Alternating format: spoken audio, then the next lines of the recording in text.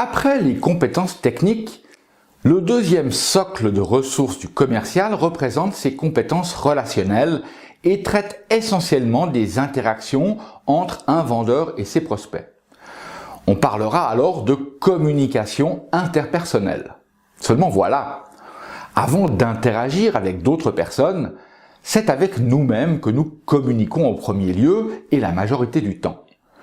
Nous sommes 24 heures par jour avec nous-mêmes et tout ce temps, nous ne cessons d'engendrer de la confiance ou de l'anxiété selon la perception que l'on se fait d'une rencontre à venir. On appelle anxiété sociale la timidité, le trac ou encore la réticence et la peur de communiquer.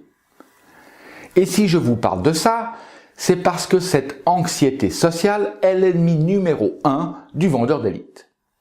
Les gens qui vivent ce type d'anxiété hésitent ou répugnent à s'engager dans une interaction et ils n'en attendent rien de bon. Ils peuvent craindre de commettre des erreurs ou d'être humiliés et éprouvent l'impression d'avoir plus à perdre qu'à gagner dans l'interaction. Alors voici 7 facteurs d'influence de ce type d'anxiété qu'il s'agit de mettre en veilleuse en modifiant notre perception d'une rencontre à venir. La recherche a mis en lumière divers facteurs qui augmentent l'anxiété sociale. Connaître ces facteurs peut vous aider à mieux comprendre et à mieux maîtriser votre propre anxiété sociale. Parmi ces facteurs, le jugement d'autrui est le premier. Plus nous nous sentons exposés au jugement d'autrui, plus l'anxiété sociale augmente. Les entrevues d'emploi, par exemple, sont très anxiogènes, justement parce qu'elles visent à évaluer un candidat. C'est également le cas dans les entretiens de vente lorsque notre attention se focalise sur nous et notre état interne plutôt que sur celui de notre interlocuteur.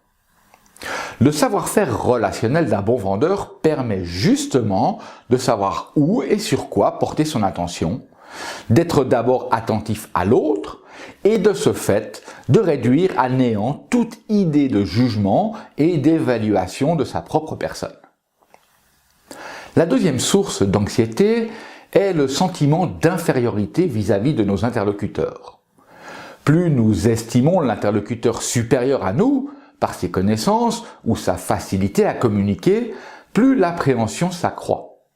Ce sentiment d'infériorité est fréquent dans la vente, lorsqu'il s'agit de contacter une personne dont la position hiérarchique ou le statut social qu'elle occupe nous semble à des années-lumière de la nôtre.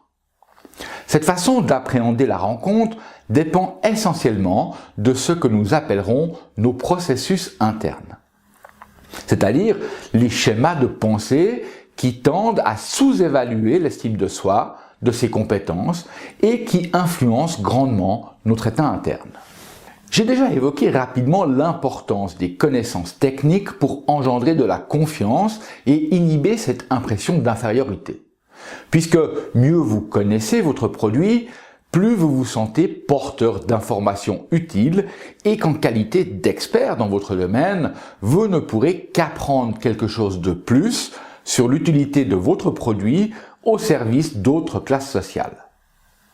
La visibilité est le troisième facteur anxiogène. Plus nous sommes exposés au regard, plus nous sommes anxieux. S'adresser à un grand auditoire est plus anxiogène que prendre la parole dans un petit groupe parce que nous sommes debout devant des gens et que toute l'attention est dirigée vers nous. Mais avant d'apprendre à vendre lors de représentations publiques, souvenez-vous qu'il est préférable de réduire à 2 les parties présentes, c'est-à-dire vous et un acheteur potentiel.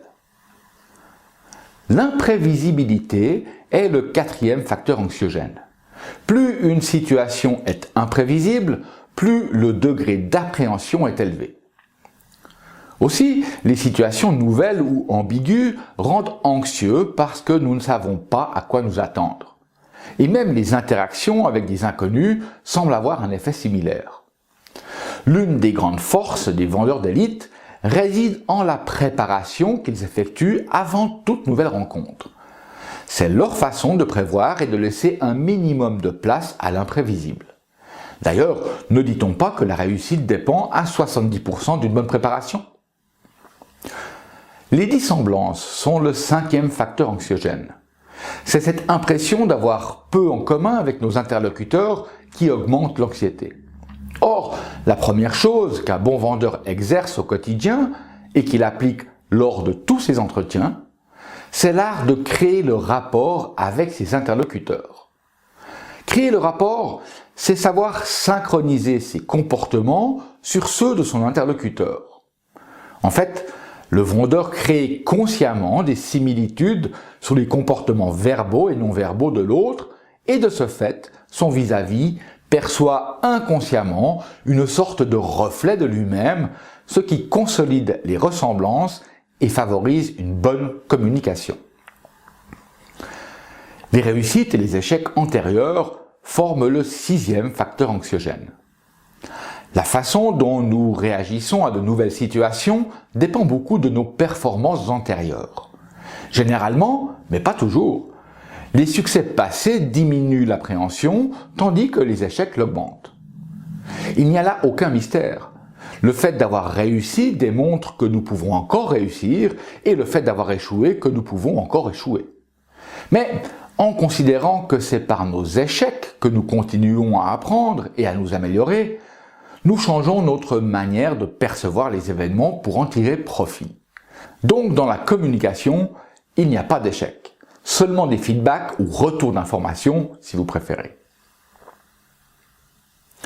Au-delà de cette nouvelle croyance à adopter, les vendeurs d'élite fonctionnent différemment. Ils se fixent de tout petits objectifs quotidiens très faciles à réaliser. Ainsi, ils cumulent les réussites et engendrent chaque jour un peu plus de confiance en eux. On appelle ça « diviser pour mieux régner ». Le 7e et dernier facteur d'anxiété est celui de l'inexpérience et du manque de pratique. Celui qui n'a jamais tapé un texte de sa vie ne peut pas s'attendre à taper très bien. Exactement comme celui qui n'a jamais demandé d'augmentation de salaire de sa vie n'a apparemment aucune idée de la façon dont s'y prendre. Il est donc parfaitement normal de ressentir de l'appréhension. Et pourtant, tout au long de notre vie, nous avons fait d'autres expériences de même type, même si le contexte n'était pas le même. Enfant, nous avons tous demandé quelque chose à nos parents jusqu'à l'obtenir, ou joué avec nos 10 doigts jusqu'à acquérir une certaine dextérité. Pour un vendeur d'élite, il est fréquent de chercher des similitudes avec des expériences faites dans d'autres contextes. Fouiller son passé et faire des liens avec ses acquis permet non seulement d'augmenter son capital confiance, mais autorise également de trouver de nouvelles solutions pour faire face à toute nouvelle situation. Bien que nous étudierons plus tard les principes et les techniques qui vous permettront de maîtriser ces facteurs anxiogènes, voici quelques idées de comportement à adopter qui vont déjà vous permettre d'inhiber une bonne partie de votre anxiété. Pour la peur du jugement d'autrui, focalisez 100% de votre attention sur un endroit du visage de votre interlocuteur, la commissure de ses lèvres, ses sourcils, les plis de son front, etc. Observez avec minutie sa posture, le mouvement de ses mains ou l'amplitude de ses gestes. Écoutez attentivement chaque mot qu'il verbalise, l'intonation ou le volume sonore qu'il utilise. Et comme il n'est pas possible de porter 100% de son attention sur deux choses simultanément, en le faisant de cette façon, vous libérez votre esprit des pensées négatives. Vous ne laisserez aucune place au jugement, vous mettrez en sourdine votre dialogue intérieur et vous vous épargnerez les effets néfastes d'une émotion dominante. Si vous pensez être inférieur à vos interlocuteurs ou lorsqu'une pareille idée vous vient à l'esprit, faites remonter à la surface toutes les connaissances que vous avez de votre produit. Plongez-vous dans les méandres de celui-ci et notez toutes les questions que vous aimeriez que votre prospect vous pose. Répondez-y et vous constaterez à quel point vous êtes compétent et vous réjouirez de pouvoir répondre à chacune de ces questions. La technique la plus efficace que je connaisse pour vaincre la peur du regard des autres est la suivante. Chaque matin au réveil et chaque soir avant le coucher, regardez-vous droit dans les yeux face à un miroir et dites « Je t'aime » à haute voix. Ça peut paraître ridicule, mais croyez en mon expérience, c'est terriblement efficace. Contre l'imprévisibilité, soyez curieux de tout ce qui touche à votre prospect.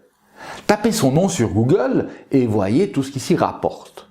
Sa fonction, ses études, les sports qu'il pratique, les groupes auxquels il participe et toutes les informations qui le concernent. Ainsi, votre inconscient se chargera de faire une image du genre de personne qu'il est. Et que cette image corresponde ou pas à ce que vous découvrirez n'a aucune importance. Votre esprit aura prévu certaines choses et c'est ça qui compte. Nous reviendrons plus tard sur la planification et l'organisation. Mais une chose est sûre, si vous ne prenez pas maintenant le contrôle de votre temps, d'autres s'en chargeront à votre place. Vos recherches sur Google réduiront également les dissemblances d'avec vos prospects. Et lorsque nous aborderons le rapport et la synchronisation, vous aurez à disposition de multiples façons de réduire ces dissemblances en vous rapprochant au plus près des comportements perçus chez vos interlocuteurs. Donc, prenez déjà cette bonne habitude de reproduire ce que vous avez observé lorsque vous focalisiez votre attention sur le visage de votre prospect. Utilisez la même amplitude de mouvement, les mêmes mots et expressions qu'il a verbalisés avec la même intonation. Très rapidement, vous constaterez que le rapport se crée et que les dissemblances s'estompent peu à peu. La confiance en soi fonctionne un peu comme un compte en banque. Plus vous cumulez de réussites, plus votre compte est fourni. Souvenez-vous également que vous avez réussi à échouer certaines fois. Vous avez donc emmagasiné de la confiance parce que vous avez réussi à trouver des solutions qui ne permettent pas d'atteindre le résultat souhaité.